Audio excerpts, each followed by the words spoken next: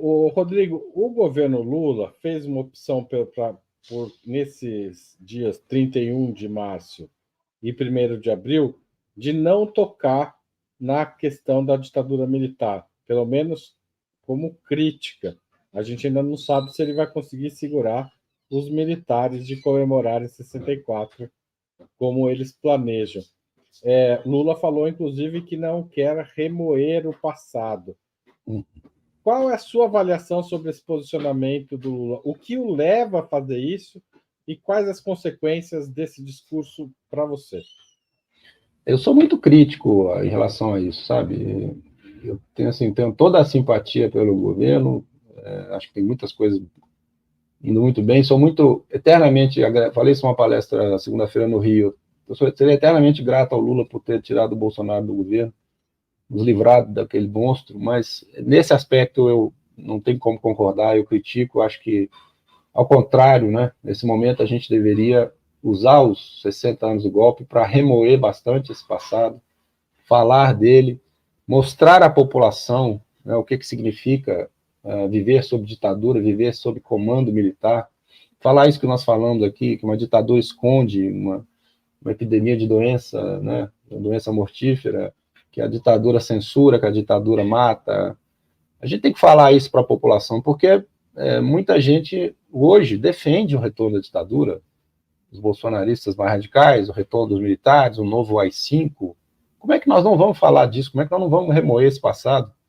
Para entrar nesse debate com essas pessoas e dizer, AI-5 não, AI-5 é horrível, não queremos AI-5. AI-5 é parecido com a minuta golpista do Bolsonaro. Então, eu acho que o governo está perdendo a oportunidade de dar uma contribuição, né, no sentido de divulgar mais o tema da ditadura para a população e enfrentar o debate ideológico, porque os inimigos do governo Lula, os bolsonaristas, são defensores da ditadura.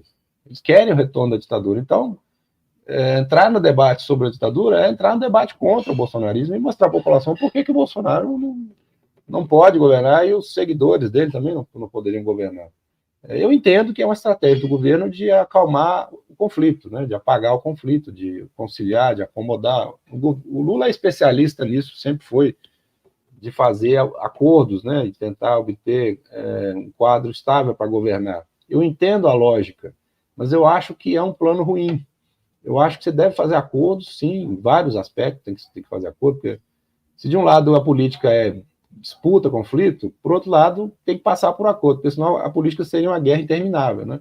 Em algum momento há que ter acordos. Eu acho que o governo Lula precisa de apoio do centro, evidentemente que ele precisa de apoio do centro, né? Eu sou muito crítico das perspectivas mais de esquerda que acham que seria possível governar sem algum apoio do centro. Eu acho que não seria possível governar no quadro atual. Então, eu acho que ele tem que conciliar muitas coisas, mas não com a ditadura. Eu acho que não dá para conciliar com a memória da ditadura. Inclusive porque o golpismo de hoje não pode ser dissociado do golpismo de 64, né? Por que os militares estão no cenário aí público querendo poder e achando que eles podem nos governar de novo? Porque eles já fizeram isso, porque eles têm a memória do período em que eles eram os governantes, que eles eram chefes. Eles querem voltar àquele tempo. Então, falar da ditadura e negar a ditadura é também negar os militares hoje, dizer para os militares, olha, volta para o quartel, teu lugar é no quartel, treinar para defender o Brasil de eventuais inimigos externos que aparecerem, mas não é lugar de militar a política, o governo, a gestão, o Ministério da Saúde. Lembra a tragédia que foi lá um general considerado brilhante, né?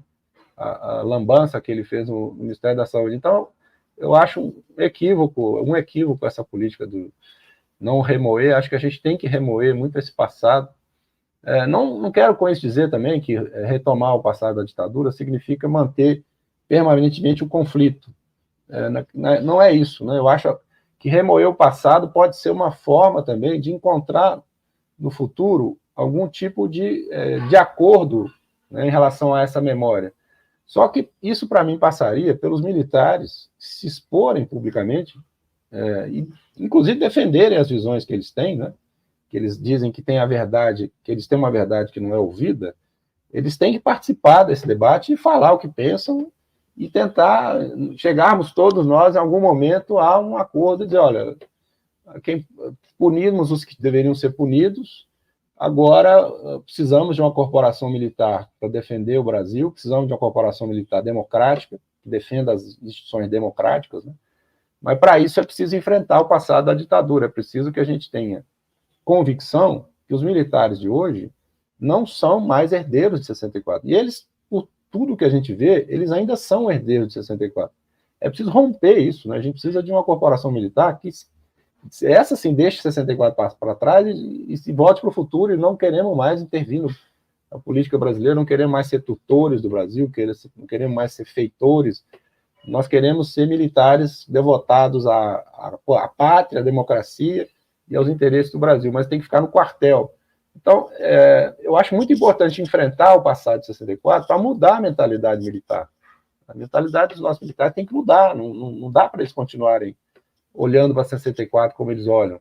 E eles criaram, né, um imaginário, um conjunto de discursos e de memórias sobre 64 que é muito coeso, que é muito fechado, e eles treinam os novos oficiais nesses valores, né, de achar que 64 foi um ato de heroísmo, não sei o quê. Então isso vai sendo reproduzido.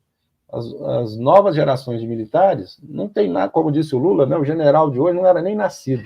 Não era, não. Só que ele foi, em 64, só que ele foi treinado, né, nas escolas militares a adorar 64, a dizer que 64 foi ótimo para o Brasil. Então, tem que mudar isso, né? Não basta mudar as gerações, é preciso mudar a mentalidade das gerações militares que vêm pela frente. Então, esse passado... Eu acho que a gente tem que remoer e macetar o passado para pegar a palavra de ordem da Ivete Sangalo, que também não estava nascida em 64. É isso, não podemos esquecer, não podemos virar a página. Não, eu acho que assim, acordos políticos podem ser feitos dependendo do objetivo, né? Agora, isso não significa que o passado possa ser apagado, né? De maneira nenhuma. E esse passado não adianta querer fingir, né, que ele não tem mais relevância, porque ele continua tendo muita relevância. Enquanto tiver um grupo político expressivo no Brasil com saudade de 64, querendo AI-5, 64 está vivo, está aí, não é um fantasma, é uma coisa viva por aí, nos ameaçando, né? E nós temos que enfrentar isso, não podemos virar a página, não, temos que enfrentar esse tema com olhos assim na democracia, inclusive na consolidação do governo Lula, né? Bom, não sei também se o cálculo do governo Lula é um cálculo assim de redução de prejuízo, né? Não sei, alguém sugeriu que ele está apostando, né, em esfriar o tema de 64, mas para ter menos reação militar a eventuais punições dos golpistas de hoje. Pode ser que seja esse o cálculo político, mas, de novo, eu acho que não é um bom cálculo, porque os golpistas de hoje foram treinados, alimentados pela herança do golpe de 64. Não dá para dissociar os dois golpes, né? Eles estão muito... Pode acabar funcionando como um placebo, né? Ou seja, fazendo nada, para retomar a ideia da... Pois é, o tanto discurso de acomodar, de esquecer, pode acabar fortalecendo o discurso. Então, vamos esquecer hoje também, vamos esquecer a galera que tentou dar o golpe, até porque aí pode vir vários discursos. O discurso do Bolsonaro, aliás, né? Todo mundo foi anistiado, só eu que não vou ser. Agora o Bolsonaro virou cordeiro, né? Ele que sempre foi o cara assim, né, agressivo, não queremos acordos.